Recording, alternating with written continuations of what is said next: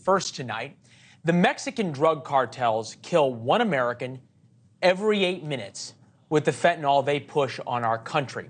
History tells us it's mostly poor rural whites, which means it won't be covered by the national media.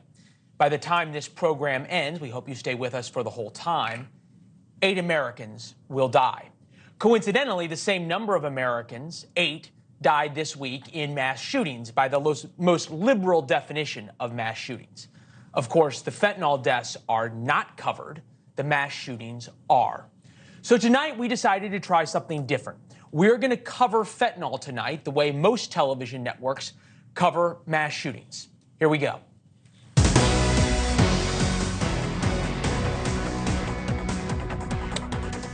I'm Leland Vittert in Washington with breaking news. In the past hour, a chemical smuggled from China and sold by cartels in Mexico killed 8 Americans. The killers are still on the loose. Since we know little about the victims, it's time to put this in perspective. The FBI estimates this deadly product sold by Mexican cartels killed 25,284 Americans already this year. There are, of course, ways to prevent these mass killings by Mexican drug cartels, but our leaders in Washington refuse to act. For years now, Democrats in Congress and the White House have blocked legislation naming the cartels that produce and sell this deadly weapon, sell this drug, terrorist organizations. They, in fact, will not go after the cartel kingpins. In fact, the American president routinely talks about cooperation with the Mexican president, who also refuses to take on the cartels. We, of course, don't know if these 8 deaths this hour came from pills laced with fentanyl or the injectable drug. We don't know if it was 8 teenagers trying the drug for the first time.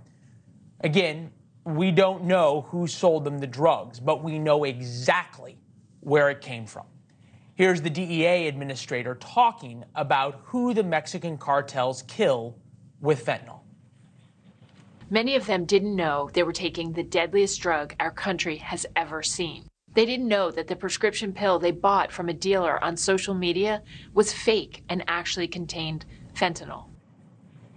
We don't know where the 8 deaths this past hour took place or where the 8 the next hour will take place. But history tells us the drug cartels prey on rural white Americans, mostly in Appalachia, as you can see from this map, but other parts of America as well.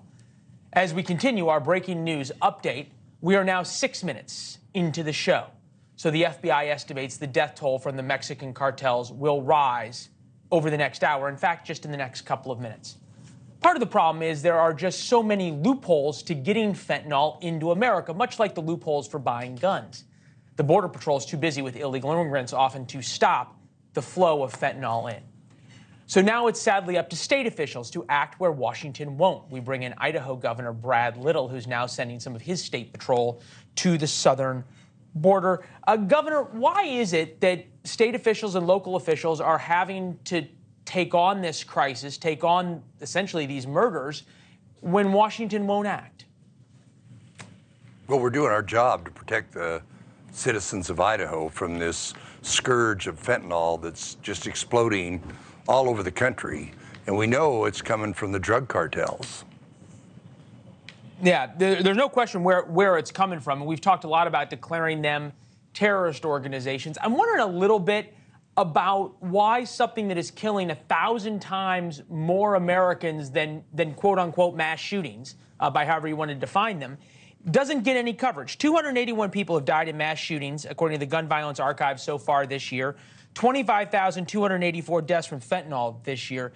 Do you think that has anything to do with the fact that the victims of mass shootings are more easily politically exploited than the victims of fentanyl? There's more political points to be scored? Well, I spoke to a group of high school students yesterday, and with me was a mother whose son took one of those pills.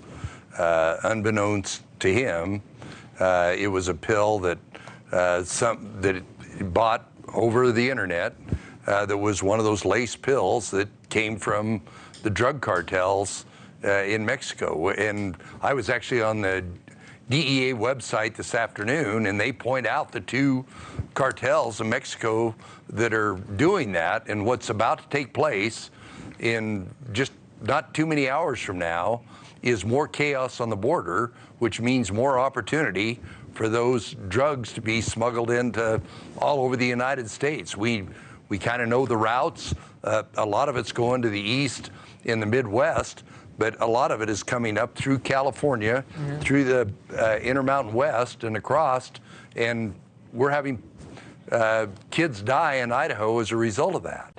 Thanks for watching. Go to newsnationnow.com to find NewsNation on your television provider. And don't forget to subscribe. Click the red button to get more of NewsNation's fact-driven, unbiased coverage.